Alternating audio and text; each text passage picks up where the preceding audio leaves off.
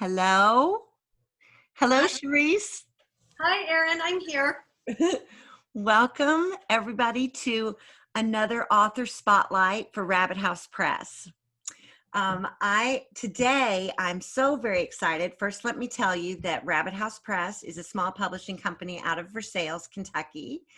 And I also teach creative writing for Rabbit House Press.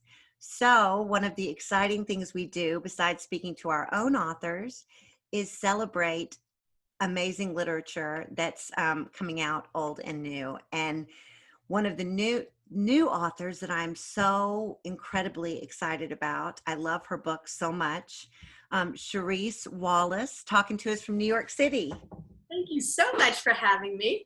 I'm delighted to be here. I'm so excited that you're here. It was introduced to Cherise through our friends in North Carolina, Katrina Denza and Catherine Talbot. She read. Did you do a reading at Weymouth? No, I did a reading at the country bookstore in Southern In Pines. Southern Pines. And Carolina. I love that bookstore. And they told me that I had to read The Resurrection of Joan Ashby. Yes, This yay! is one of the best books I've read in the last decade. I'm not kidding. I love this book. Thank you so much. And it is just, I want to introduce Cherise by saying some of the accolades that the book has received. The Resurrection of Joan Ashby, which all of you have to run out and get. It was 2019 International, it was nominated for the 2019 International Dublin Literary Award. Congratulations. It was the 2018 PEN Award for Debut Fiction. Nominee, though. It was nominee. Okay. And it was a New York Times best selling, what was it? It was a New York Times Editor's Choice and a New York Times Paperback Rose Selection.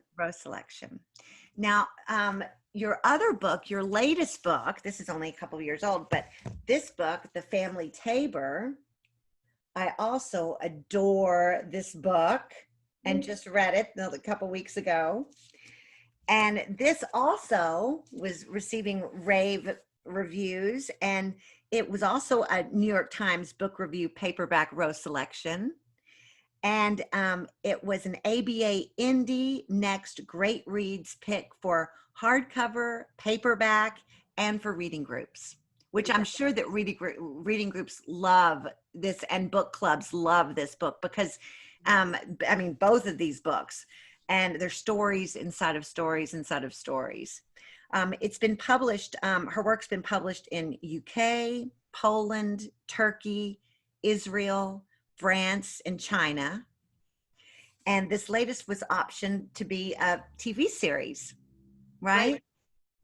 And it's published, you're published by Flatiron Books in the USA. Exactly. So let's start first. You're right, zooming in from New York City? Yes, exactly. So how long have you lived there? I have lived here for quite a while. I grew up in Los Angeles. I came to film school here. I graduated from film school and stayed. Then I went back to California. Then I came back to New York, and I've been in New York ever since. So you were born in Los Angeles? Yes. Where, what part? Well, of course you know it. So Laurel Canyon, Mulholland. Oh, my favorite part. Yeah, all of my family still lives there and with 5 minutes from each other. Oh my gosh.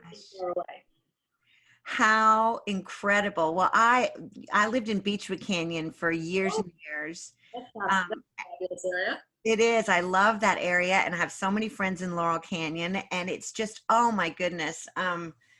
What a fun place. And I went to Pepperdine as well. So I lived all over, but but I ended up spending the last decade around there in Studio City. And this is actually my parents are in Studio City. They are. In the Donnas. I lived up Adena Drive. Do you know Adena Drive? It's I passed it a million times. Yes. Oh my gosh. So when did you move to New York? I moved here 15 years ago, something like that. It could be longer. Uh-huh. I had gone to Berkeley and then to NYU Film School. So I you went to worked in NYU Film School. and then I went back to California, went to law school, worked as a lawyer in Los Angeles, took the New York bar, came back to New York, worked as a lawyer in New York. But through all of this, I was always a writer first. And then I just stayed in New York. I've stayed in New York ever since. Except for 1.5 years, I lived in Washington State. Oh, you did? Yeah.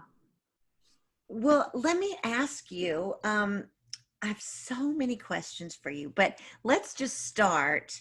If you wouldn't mind reading an excerpt from whichever you want to read from first. Okay. Why don't I read something from Joan Ashby? Well, why don't I read something from the Family Tabor? Okay. I'll read something short. Okay. Let's see.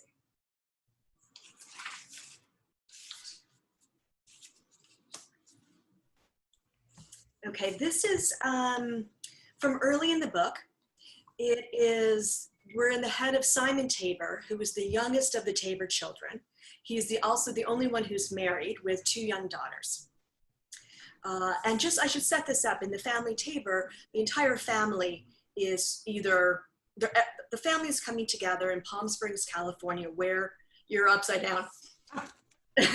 where they How were. come that looks so funny on my computer? It's because I'm upside down. Okay, yeah. The Family Tabor is all coming together over the summer weekend because the patriarch, Harry Tabor, is being named Man of the Decade for Palm Springs, California.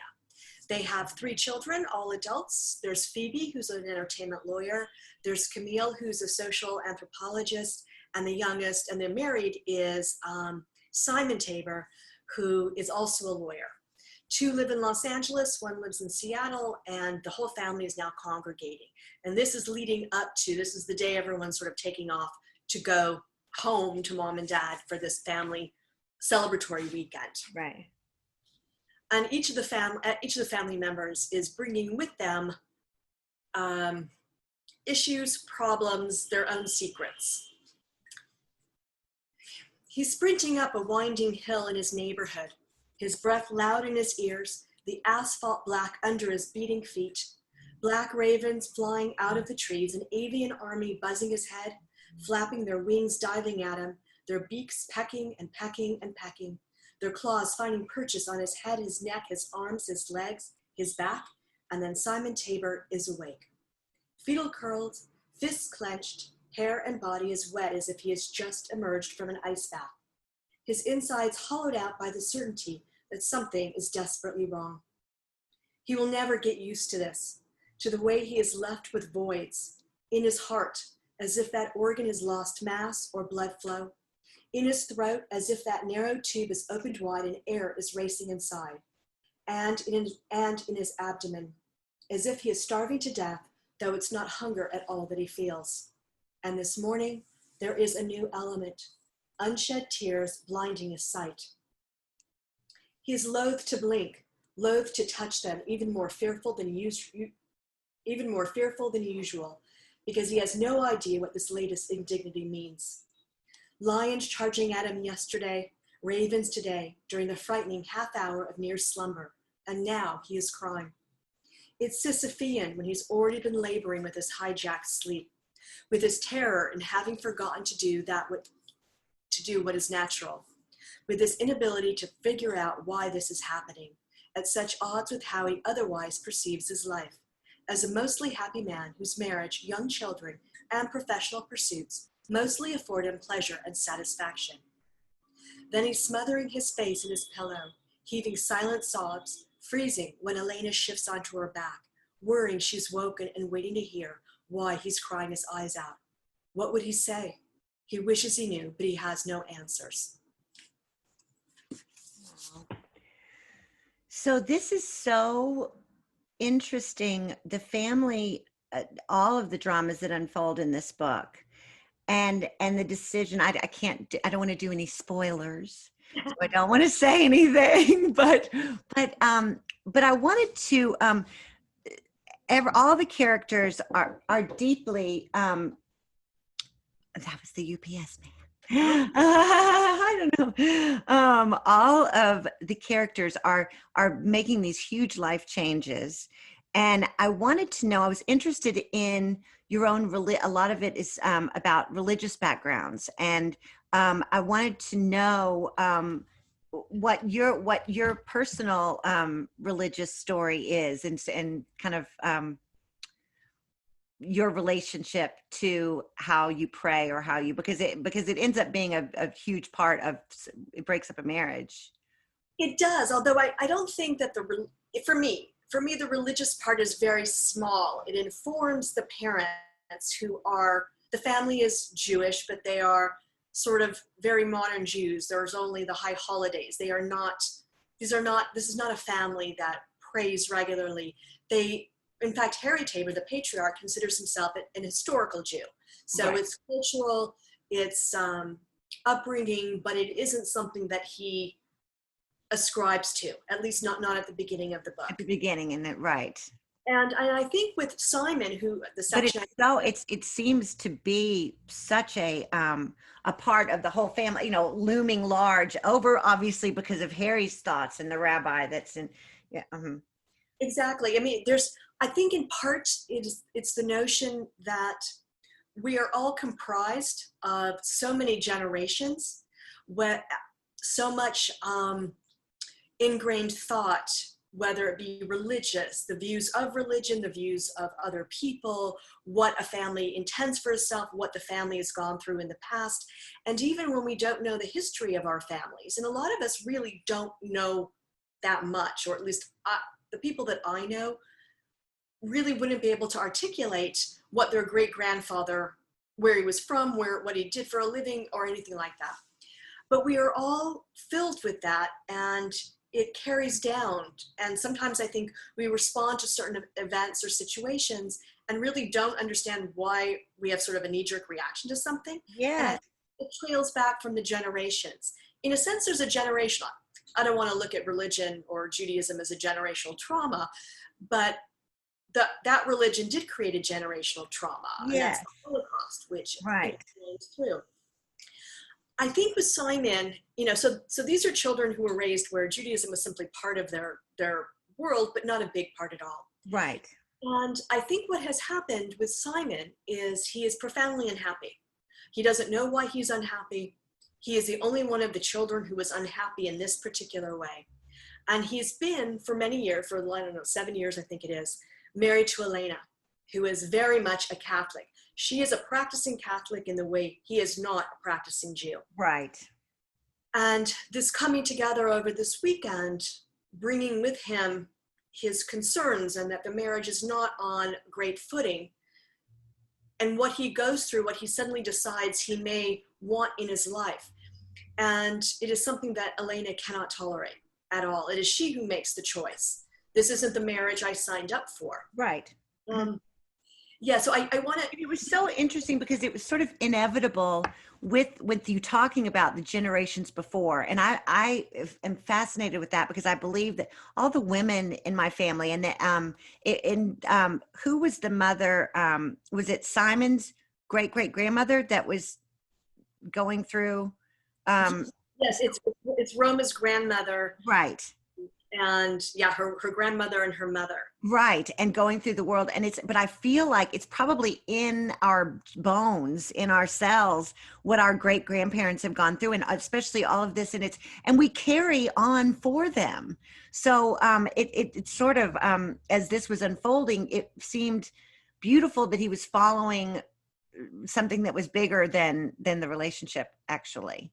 Yes. And the funny thing is, whether he actually truly embraces it or he embraces it, it's left. I won't have any spoilers, but right. You're all searching whether whether people have returned to the church as an adult or to the temple or have joined, become Buddhist. Everyone is searching for something. Right. And this is something that he wasn't raised with, except that he carries the line of his great uncle, who was also named Simon, who was, I won't spoil anything, but there were things about the world that were very terrible then, that the great uncle Simon was still able to live this very full life that Right. Simon feels that he's missing out on, even though he has so much. Right. He's Now, got do you life. have, I love the character, the sisters and the relationships, and all of it's, do you have sisters yourself? I do. I have two sisters. Oh, wow. Wow. Are they anything like, or these Yeah, characters? it's interesting. I'm sure there are little bits and pieces of me, or I'm very cognizant and aware when I'm writing fiction. Well, that's all I write, but when I'm writing, it is stories that emerge from these characters that I'm working on and diving into. And so they're very much their stories and not my stories. Right. I certainly drew on the nature of sisterhood when you're both certain ages, and when you're very little, very young, it's Yes, it was so sweet. It was so sweet, the relationship, and what everybody wants to get back to.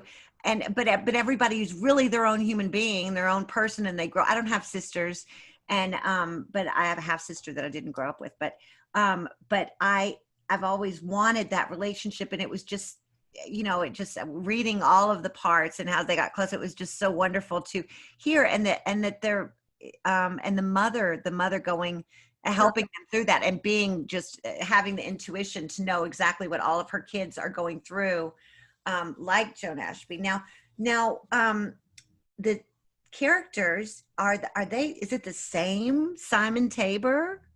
It is and it's not. Here's the thing. The funny thing is that I was living in this little tiny town in Washington. I just want to tell everybody that's listening really quick. There's a character in The Resurrection of Joan Ashby named Simon Tabor, a wonderful character in the story. We'll get into that in a second. But so I was wondering if it was the same. The whole family, Phoebe and the sisters, and all of the same characters are characters in the story of Cherise's first book. Right, and that story of the Resurrection of Joan Ashby story about Simon Tabor and his family is a story written by Joan Ashby. So you read an excerpt in Joan Ashby of that story. Right. The Tabors had been in my head for a really, really long time. And they came to me even before I was writing Joan Ashby. And they came to me when I was living in this little tiny Washington state town, and it was snowing like crazy. And that was the first time that I sort of had a reaction. Growing up in Los Angeles, living in New York, being Jewish was no big deal. Literally, there are Jews everywhere in these two cities. Right. But in this little tiny Washington town, there wasn't one Jew. I mean, I was it. Wow. And so the Tabor family, I think, came to me as a result of that. And so it's a very different iteration in Joan Ashby. And when I knew that I wanted to write, I thought I had written all I wanted to about the Tabors, but they would not let me go. And so when I began to write them as a novel, a lot of things changed. The family was no longer from Bakersfield. They were now in Palm Springs. The father's not an insurance broker.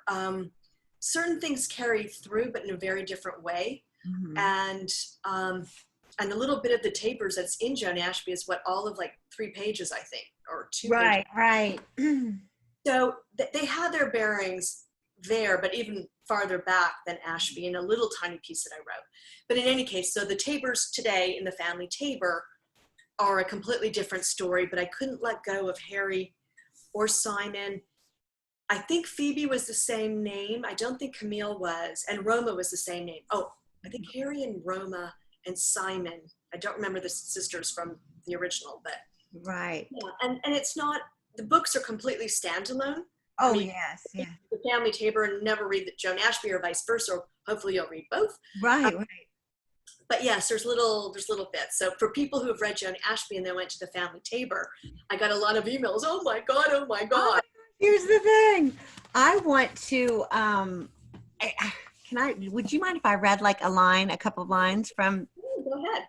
I was teaching this. I teach creative writing. I'm an author myself, but I write nonfiction.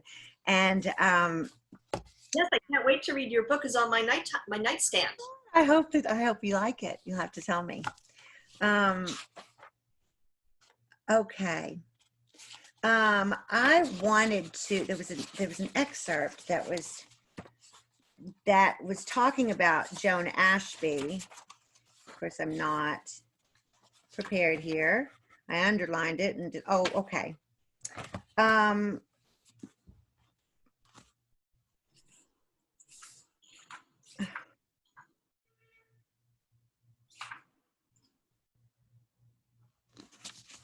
now this is not making for scintillating scintillating Zoom watch, but here it is.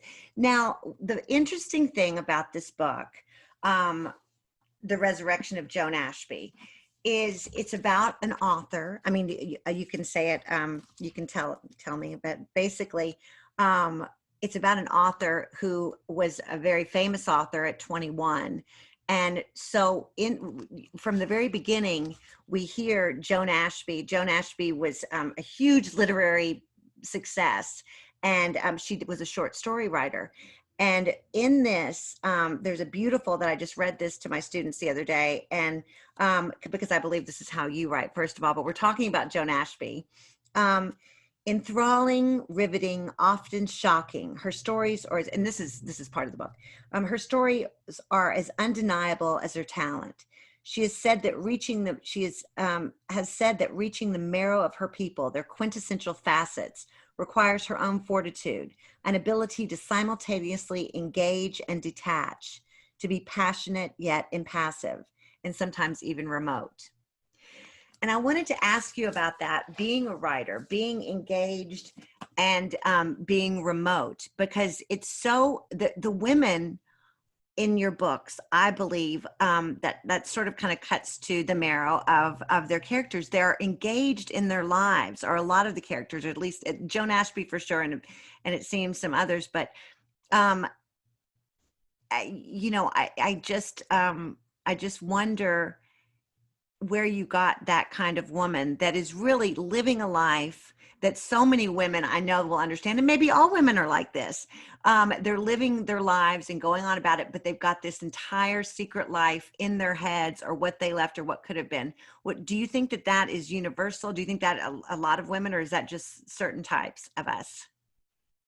I would probably, obviously I can't speak for all women, but one of the reasons Joan Ashby has been so a touchstone for a lot of readers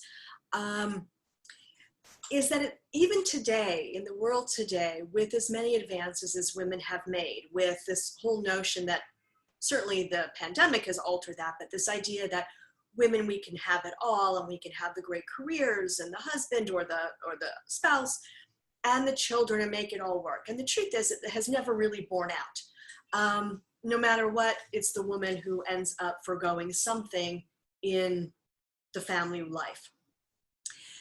And what I have seen in people around me and women around me is that everyone is on this sort of preordained path. You fall in love, you get married, or in a full-time relationship, you're going to have children.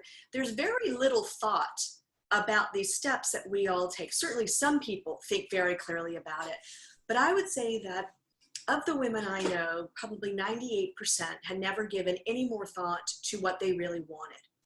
And they're a good mother. I mean, they're doing it all, except that they have lost some part of themselves. They're not quite sure how they got here. And this is true even of, the most successful. You're the mother, you're still constantly divided in some way. And this is certainly not an anti-child book, but it is a book about a woman who very clearly from a young age knew what she was. And that was she was a writer. A writer, a wonderful writer, and she knew her talent, and she knew, and one of the things that she said was, or she read, was it something that said, I will, she had the list at like 13 years old, don't have kids, don't have this, stay on the path. And then she meets a dream guy. Right, she meets somebody, and they both agree. And this is a critical thing. She is very upfront. This is what the world looks like to her. And Martin Manning, who's the neuroocular surgeon, he agrees. They're both young. They're in their 20s. They are very much on the same page. And then very early on in the book, Joan Ashby, who's had these two major collections, one's called Other Small Spaces and one's called Fictional Family Life, finds herself very early in the marriage, unintentionally, accidentally pregnant.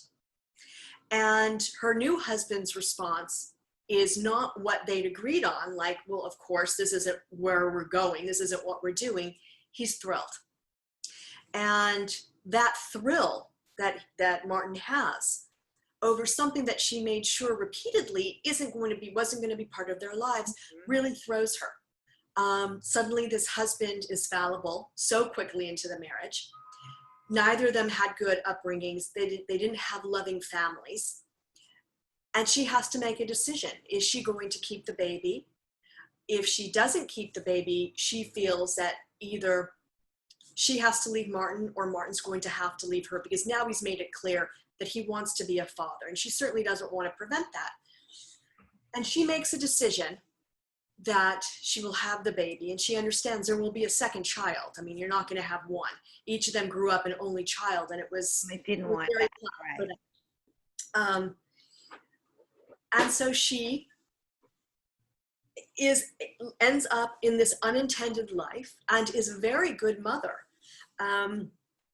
But everything that she had hoped for, what she had planned for herself. It's so two different people. What's so fascinating about this book is we're introduced to all of her work. I mean, a lot of the excerpts from Fictional Family Life and Other Small Spaces, which are her short story collections, which are fabulous. And and they're very dark and very interesting. And so it's like two different Joan Ashbys, which it is two different Joan Ashbys, because there's the one that writes these really crazy dark, and that's why I told my friend Connie in LA, Connie Blankenship, my best friend lives in Los Angeles. I'm like, Connie, you are going to love this book, because she's, just a very, powerful real estate agent in LA, and she's always, but she's got this dark sense of humor, and she's got this dark, thing. And I'm like, you are going to love these short stories. But it's so different than the mother that she gives herself over, which I have known women who have given themselves to be the perfect mother, which Joan Ashby does everything else. And she just stuffs all of this creativity and all of this other passion in the corner so she can fulfill this duty.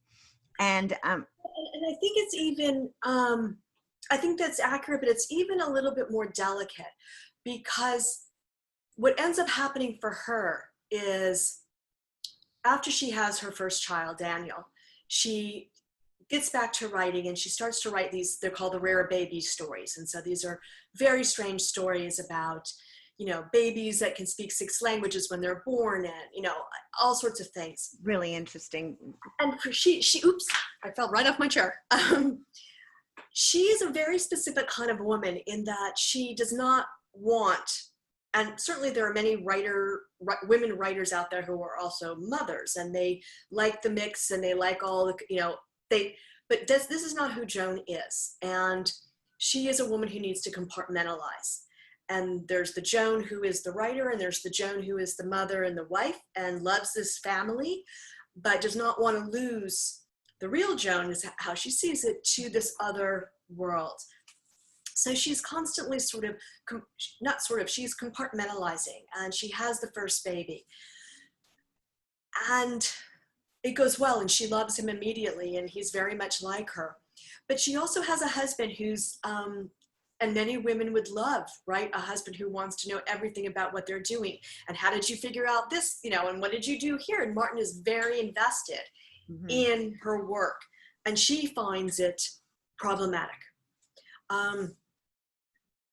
Too invasive, in a sense, there's nothing left for her. She's a full-time mom at this point, and what a lot of readers miss is that, yes, he's a doctor, but he's still in his, he's still very young as a doctor. They're living in a tiny, tiny town. She's moved from New York City to the fictional town is called Rome, which a great reader wrote me to say, do you realize that Rome, spelled R-H-O-M-E, also could be our home? Right? Oh, interesting. Yeah. Not in that. Yes. So she's living in this little rural community, essentially. Yes, there's a lot of land, but the house is tiny, and there's really nothing there. She loves it. It's just that when they moved there, she expected, she was in the midst of writing a first novel, and then her whole life changed entirely. And she has a real need. And so she she stops telling Martin that she's writing. On the other hand, Martin doesn't notice that she's not writing anymore. Right. Um, Right. And she's upset that he doesn't notice. She's like, right. Right. So, I think it's interesting when you said, to most women, I think women today still have a very hard time. You can see it in all, when they have children, it seems as if it becomes an absolute taboo to ever say as a mother, I had this other life and I really did like it too, or Right. I'd like Right. to continue on doing this. And certainly today with, my mother certainly was no helicopter. I mean, here you go, do whatever. Right. But I think women still have a very hard time acknowledging that they're entitled to have Right. these thoughts, these decisions, these desires, where the family does not have to come first 99% of the time. Right. Right. I like strong women like that but yet as strong as Joan is, and even though she knows herself very young, there's the truth of what happens in life. You Right. plan one thing and you suddenly take a different path. I had known like it when I was young. I mean, I grew up around entertainment people in Las Vegas with my dad, and I just, it was like I was a theater major immediately and wanted I knew exactly what I wanted. And I very early age, I thought, if I have a daughter, she will go do what I want to do, and then I'll resent it forever. And I just didn't. And I was just a theater, and it was literally just not. And some people are so shocked that it was not in the forefront of my mind, and it wasn't until I got a divorce and my husband left, I was like, I should have had a baby. I mean, that was like, it wasn't, just things like that. But I haven't, it was tough enough for me to grow up as me than to watch somebody else go through, junior high and high school and all that. It's just, I didn't, but I think that I particularly enjoyed her private life, I think, because I feel the same way a lot of times. It's like nobody really knows. Now, let me ask you a question about the short stories. Did you write some of those aside from because you could have published those outside of this book? Thank you so much. Well, most of them are only excerpts. Well, the funny thing is that the way the Resurrection of Joan Ashby became the Resurrection of Joan Ashby was completely different. I would not have had the gumption as a debut writer, in a sense, I mean, with the first novel, to write about this extraordinarily talented writer, including Right. excerpts of her writing. There was a lot of, but by the time I got to that place, I had been writing a short story about a boy and his mother, about a boy named Daniel Manning and his mother, and everything was from his point of view. Right. So he's this young kid, and he believes he's the writer in the family. And he's about 12 or 13 when he discovers that his mother, who he did not know was a writer, was indeed a very celebrated short story writer. And that short story went from, 5 pages to 10 to 30 to, a small novella. It kept changing and moving. But always I was in Daniel Manning's skin, feeling his envy, his upset, etc. And Joan Ashby was far in the distance. And then something happened in my life. I mean, just some little tiny event, but I felt myself suddenly incredibly furious about something. And I dashed down like these 4 paragraphs to sort of get my anger out. And I kept looking at those paragraphs, and I sort of played around with them and I revised them. And then I suddenly realized this was an excerpt of a story that Joan Ashby would have written. And when I realized that, I realized a whole number of things. One, that I was not writing a short story, I was actually writing a novel. Right. Number 2, that the story was about a boy and his mother, but it was really about a mother and her children, about a mother and the life she ends up living. I realized that Simon Tabor story. Yes, but it was about Joan, and I realized that Joan had to be front and center, Right. to only being perceived through the eyes of a young son. If I was going to have a writer as the main character, where her talent is asserted, I realized that I needed to have excerpts of that writing. I needed it. Right. But I had been writing this for such a long time that by the time the long story morphed into a novel, I had gotten that gumption, and I no longer, I wouldn't have started it this way, but it began as a boy and his mom. And Right. once I dropped that excerpt of the short story in, I think it's Killing Close Friends. Yes. I suddenly, Oh, go ahead. no, I suddenly realized, oh, okay, the whole thing is shifting. And So did you write Killing Close Friends before you decided what Daniel was going to do? um,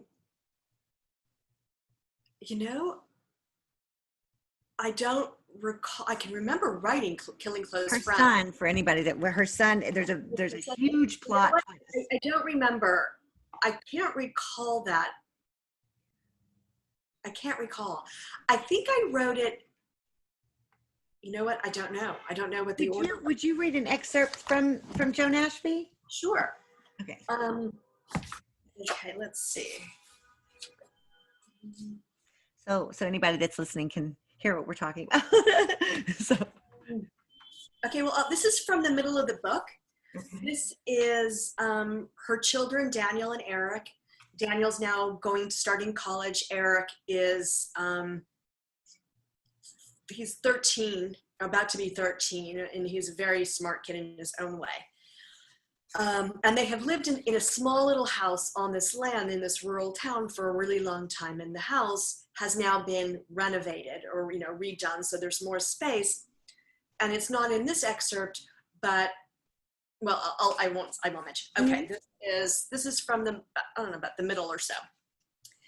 On the 10th of August, Joan made the last minor edits to the final few pages of Words of New Beginnings.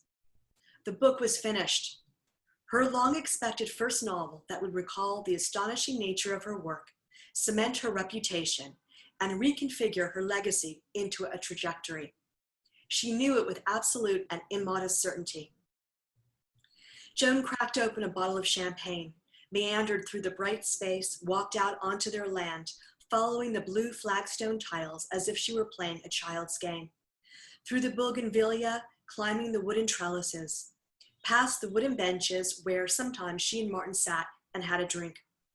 She was amazed by her accomplishment, amazed that motherhood in the end had not stifled her creativity or her ambition, that she'd managed to carve out a writing schedule to which she had mostly adhered these last 9 years. She would let the novel marinate until Eric was back in school, Daniel ensconced at college. The heavy lifting was done, but one more searching go-through was how she liked to work. Then she would tell Martin about words, get on with her own life. She took another swallow from the bottle and set it down.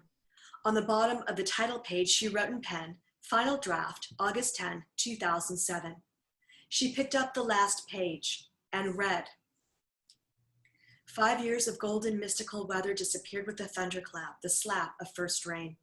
But even though the muddied streets emptied and the land's energy locked itself away, no one stopped working. No one flagged or took a break or slept.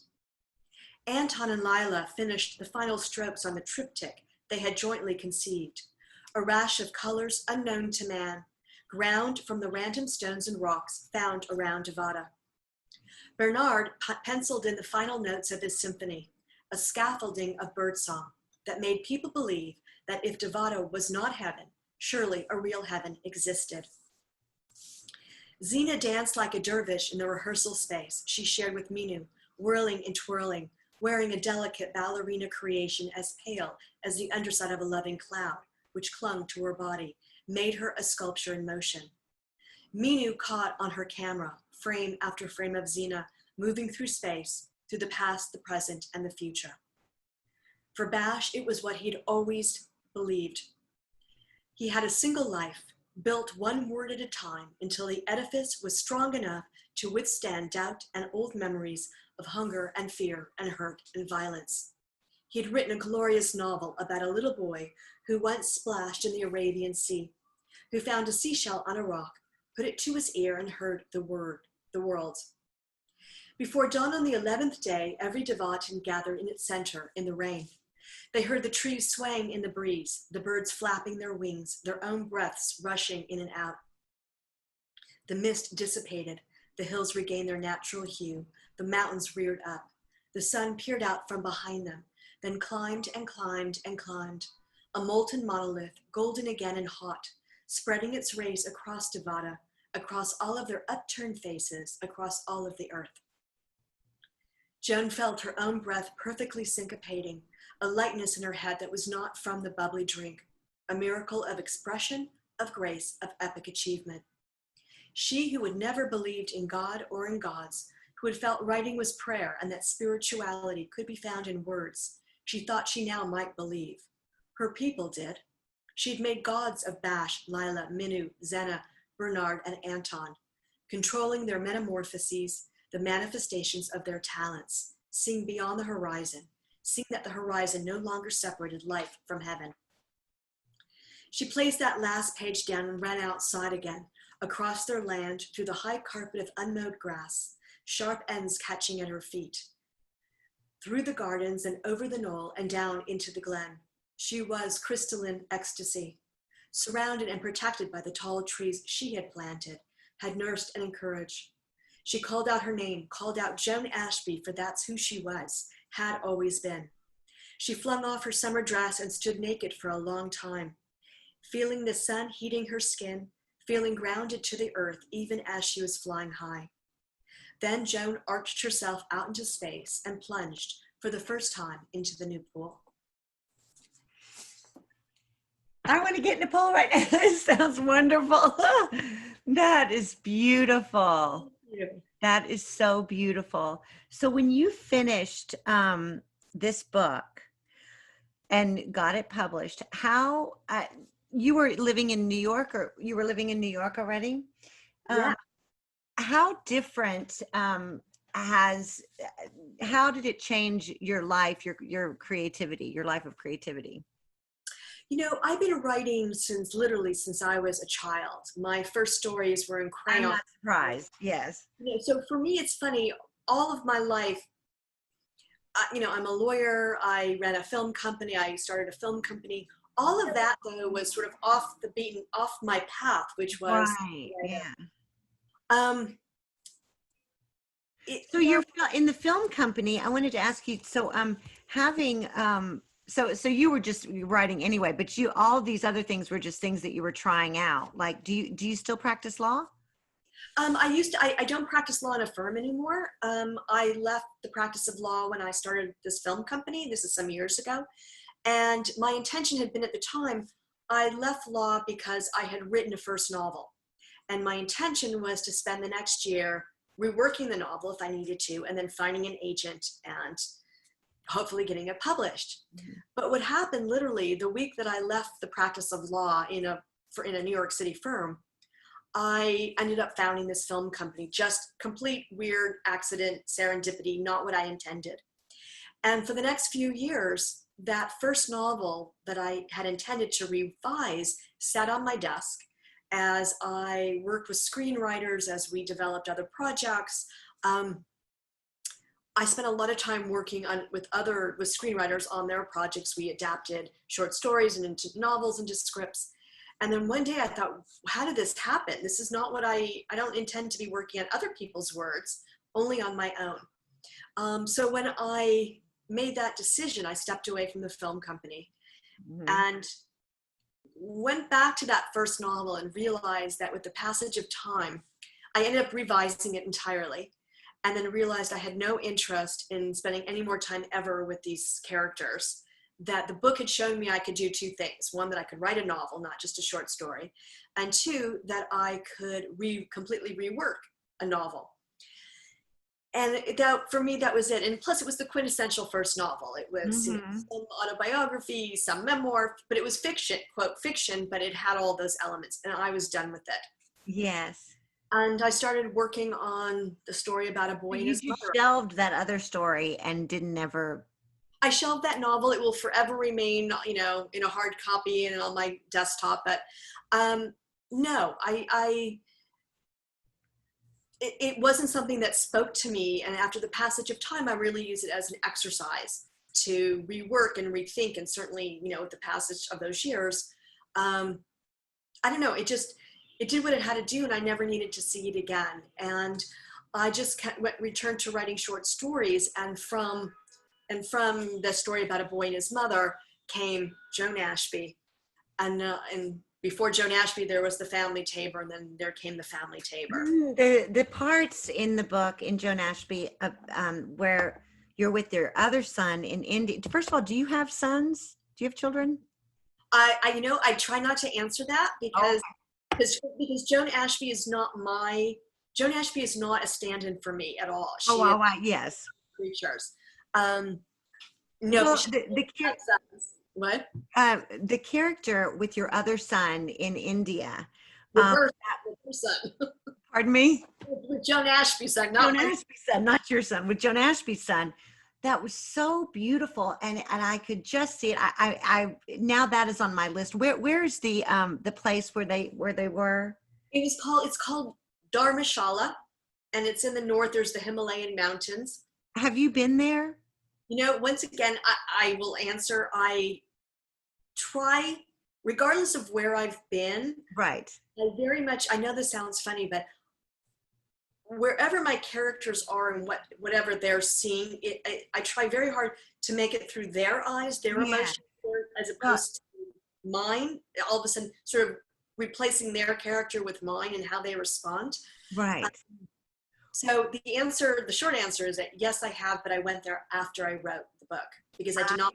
I'm dying to go there now. I really am. I mean, it made me really just want to feel everything that I've felt. And I wanted to, and you may not want to answer this, but have you ever done any serious meditation? You mentioned your husband does meditation, but do you do any meditation regularly, which I'm trying to do regularly?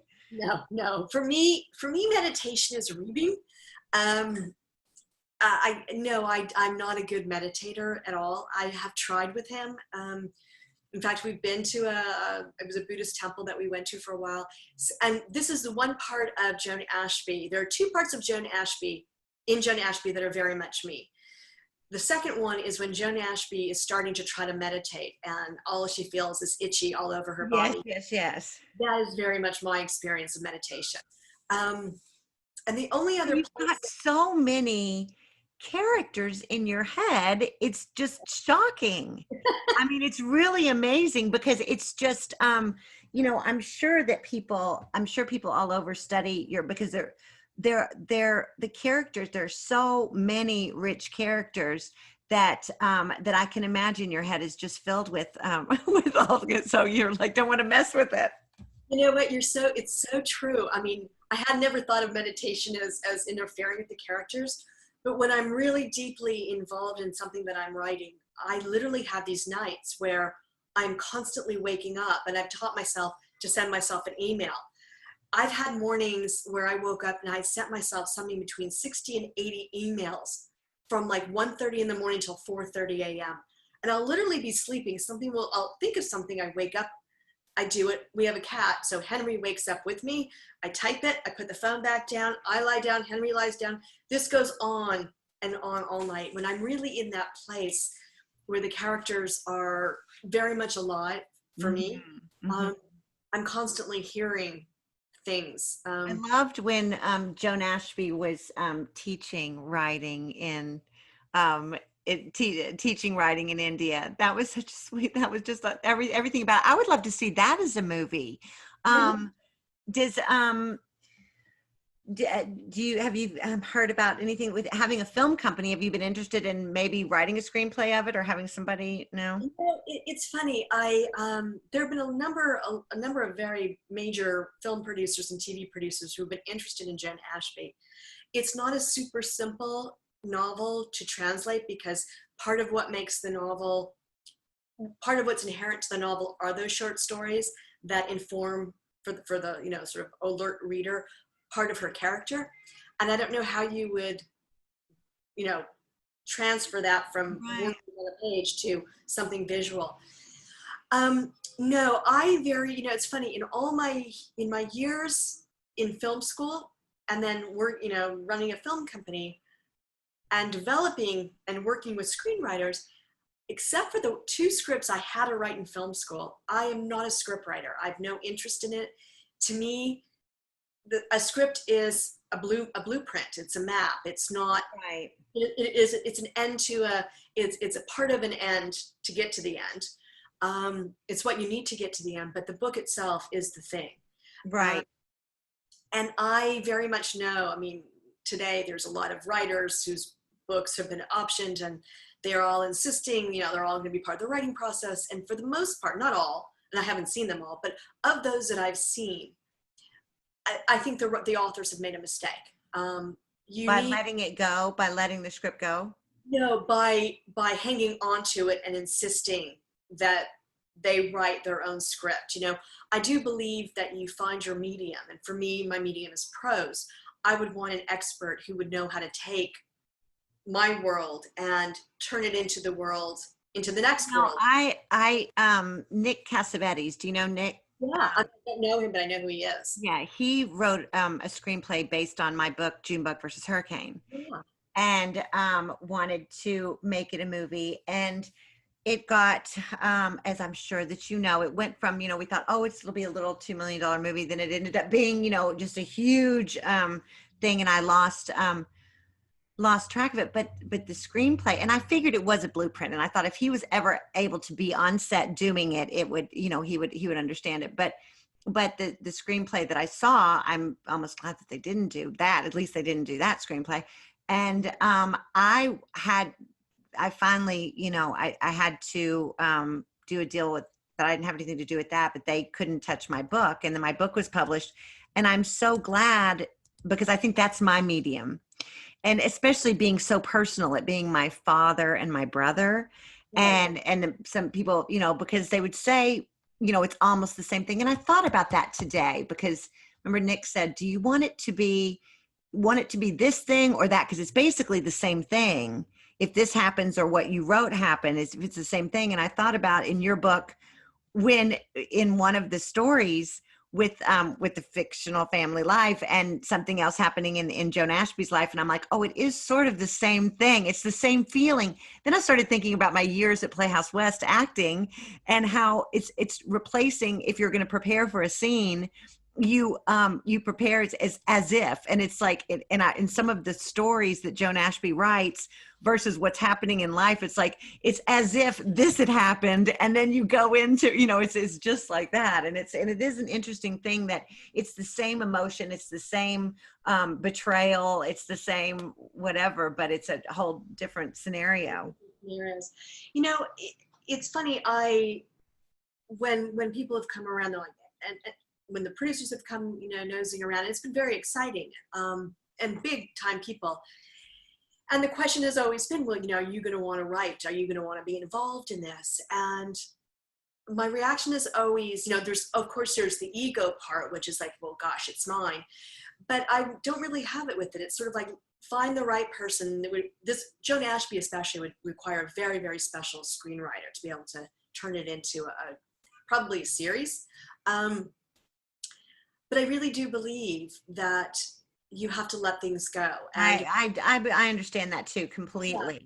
Yeah. And what happens is, if I spend the next 2 years, if a producer were to option the book and I was involved, that means I spend the next X number of whatever months, years working on that, which means I'm not writing another novel, which means and as a writer, we need to keep moving. Well, that's what I stepped away when we went to I stepped away from my book for 2 years, basically doing all of this. And it is, you can't do, I tend to want to do everything, and you can't, you can't do everything. What are you, you can do everything eventually, but you can't do everything at the same time. Yeah. And the truth is, I don't think, it sort of fits into the Ashby, in the whole mode of motherhood now, right? And right. Be able to do everything. But the truth is, if you have a talent, focus on that, at least for a while. I can do a lot of things at once, but I can only write one thing at a time. Yes. When it comes to my work, it is only, I can't leave this to go write a short story. I just stay really, that's just part of my nature. I can't I even. think that I think so too. I've on hold of my next book, Nervous Blood. I am editing something that we're publishing with Rabbit House Press. And I was like, okay, I'm just going to take August and edit because I don't want to work half the day on editing this and half the day on writing my own. And it's, and I want to do both, but it's like, but that's why I love going, when I went to North Carolina to Weymouth and just go. Do you ever go away to places and just? Well, let's see. I went before Joan Ashby was published. Actually, before I had a draft of Joan Ashby. I went once to Breadloaf, which is up in Vermont. Mm-hmm. That was an interesting experience. No, I didn't go to get an MFA. I don't go to residencies. Of course, now none of them are happening. I was Right. used to be actually at a residency last month in Italy. Actually, I had, Oh, invited to attend. I think it was a 10 days in Italy. I can't remember the name of it. And of course, they shut down and aren't going to have it. And I thought that would be fun. mm-hmm. In ways, I'm really lucky. I mean, I have a study that's my own. My cat is here. I can go into a room and shut the door. I'm not one of those people. I can't write in a cafe or a coffee shop. Yeah, I have to write like at home myself, and but I did spend several residencies at Weymouth where Katrina and Catherine work or have to do with, and it is an amazing thing to be in that old house where F. Scott Fitzgerald and all of these wonderful literary figures have been. Thomas Wolfe, I stayed in the Thomas Wolfe room, and then you just see other writers, and you're away from feeding the animals and answering the phone calls and doing all of that. And I haven't done that in a couple of years, but or about a year, but I would love to. I enjoyed the time at Breadloaf. It was really wonderful. It wasn't a writing residency, so you didn't go and work, privately, but they had 9 a.m. talks, and so Charles Baxter and Pulitzer Prize winning poets, and so those sort of craft talks were very exciting, and I met some writer friends who are still friends today, which is really lovely.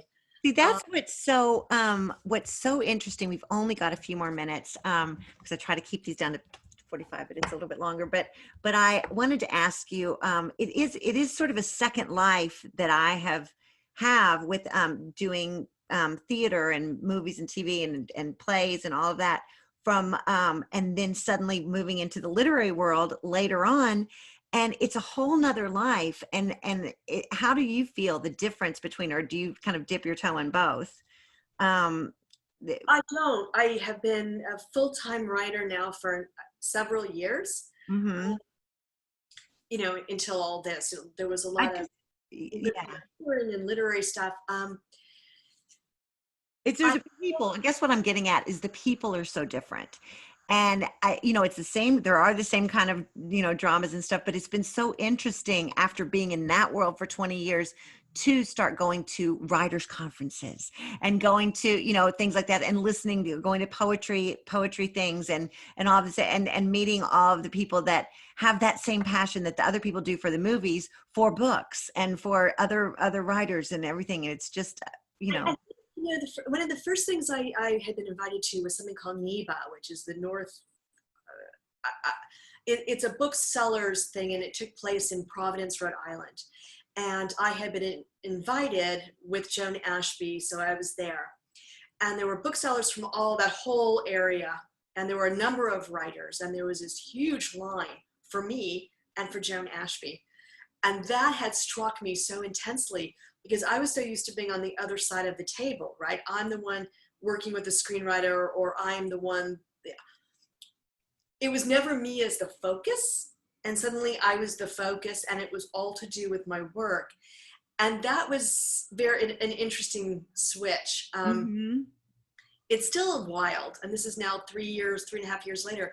It's still wild with 2 books out to be asked to talk about what I'm working on or why I wrote something. I mean, it's always so incredibly exciting. And one of the best parts of this for me has been the sheer amount, huge amount of mail, handwritten letters included, emailed, but a lot of handwritten letters from readers, men and women. I've gotten a letter from an elderly, he had to be almost past 80, who wrote to me in this 10 pages that he had just finished Joan Ashby, and he had spent his whole life doing the right thing, got married, etc., etc. And however much time he had left, he had done what he needed to do, and now he was going to start to make decisions only for himself that was going to make him happy. Oh. I've had teenage girls read Joan Ashby and say, my mom gave me this book before I went off to college so that I figure out, Right. So I don't get swept away by love before I figure out who I am. Yes. With the Family Tabor, I've had people write about how one couple wrote that reading the Family Tabor had made them rethink getting married because they are of two different religions, which wasn't certainly my intention. Right. Another was very much, I can't tell you how many, with respect to the thing that Phoebe does, what goes on in her head, what she creates for her family, which I won't give any spoilers. Mm-hmm. I have gotten something like 35 letters from both women and men who say they've done the same thing that Phoebe has done. Wow. That's the same lie. They've told the same lie that Phoebe told. Right. Which was like, that really surprised me. Yes. It was very common, but a lot of them, like, it was the only way they could get through family time when they were constantly being asked who you did. Right. That sort of thing.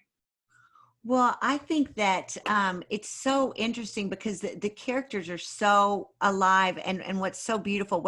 When I decided, it was a very early time when I started when I was writing Junebug vs. Hurricane, and my first writers conference was the Maui Writers Conference. And have you ever do you go to writers conferences? I've been to some, Breadloaf was a writers conference. Oh yes, I have to look that up.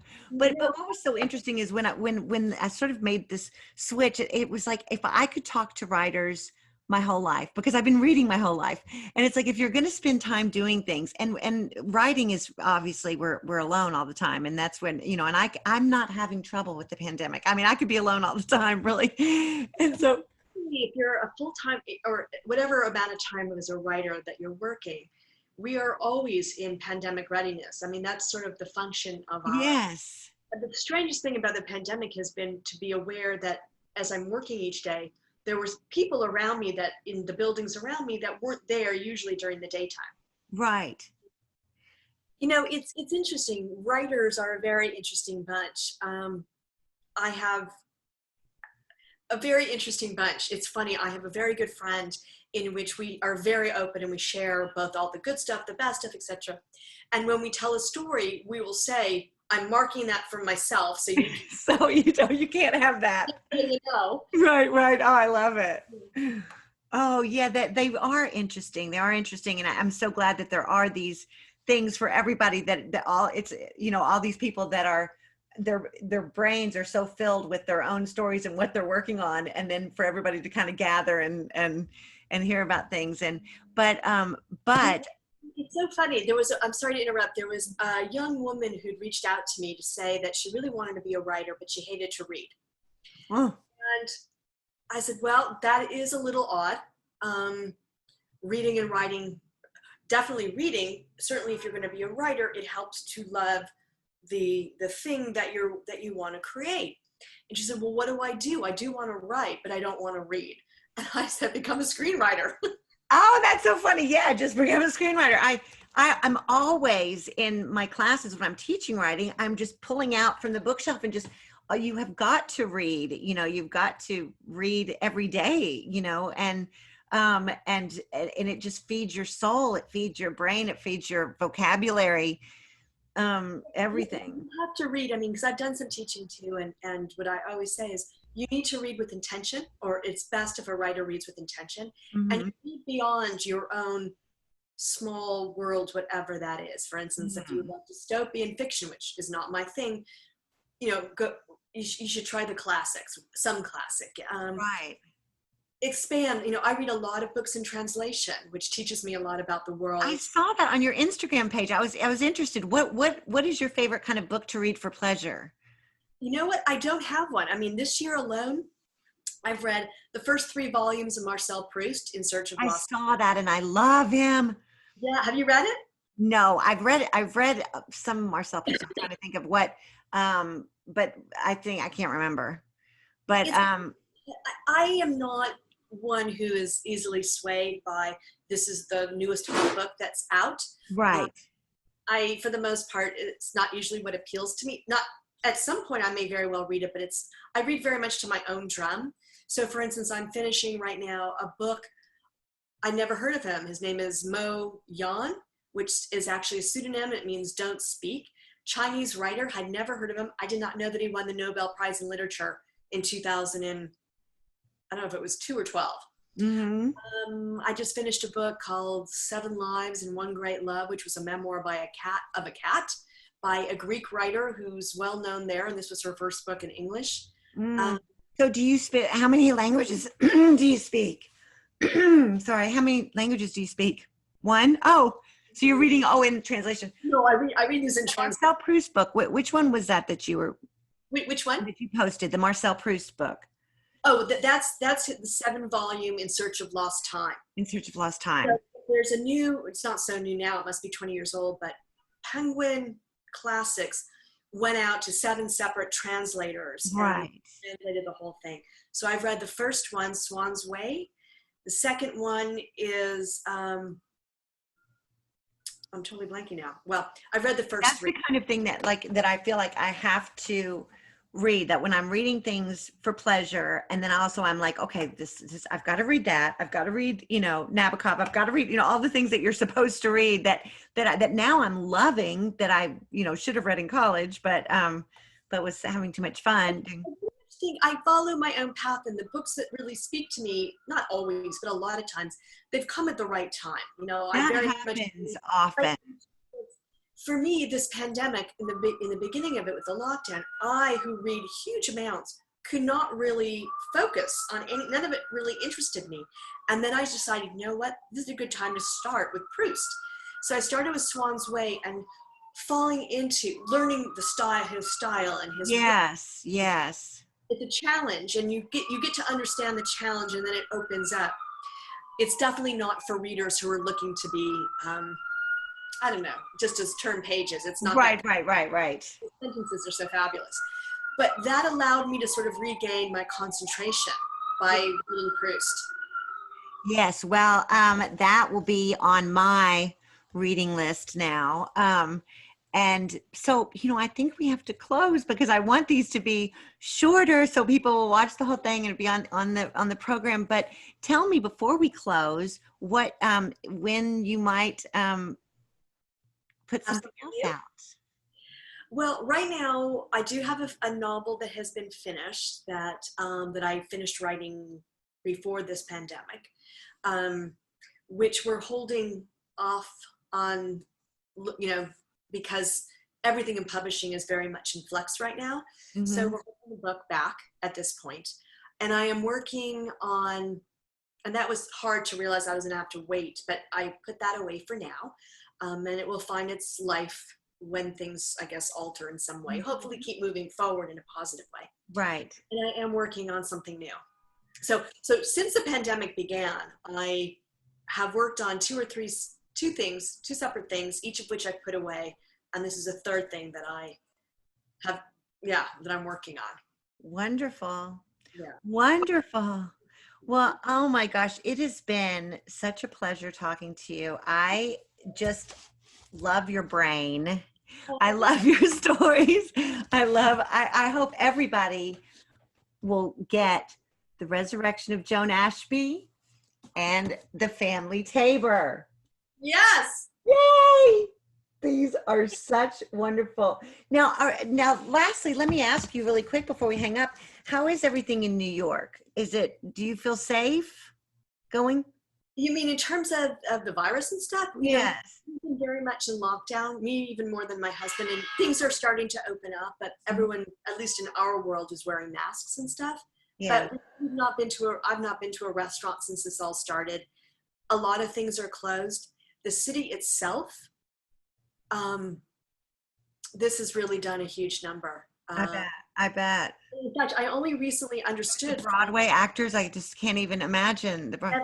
everything is shut. I mean, things are opening, but a lot of things will never reopen. And I hadn't been aware until last week that in my building, which is 21 stories, I think, that there were only 60 of us in apartments throughout most of this. I did not realize so many people left. Wow. The city is going to be in deep trouble for a long time. Well, blessings. Well, let me tell you that you have got a friend in Kentucky forever. If you ever want to visit, you and your husband want to come down to Woodford County, and I'll set you up into horse farms. We have a beautiful B&B. And are you in your B&B now? I'm connected to the B&B. And Wow. we have a big house that was built in the 1800s, when Kentucky was still Virginia. Wow.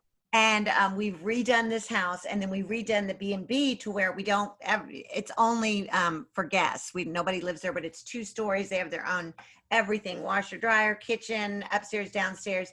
And it's a beautiful old house, right downtown Versailles, which we're like 10 minutes from Lexington, right by Keeneland racetrack. So maybe someday you will make your way down here. I would love to. I had a great time. I was at the Savannah Book Festival. Oh, yes. And oh my God, we were prepared to pack up and move to Savannah. I went to Charleston not too long ago. I've never been to Savannah.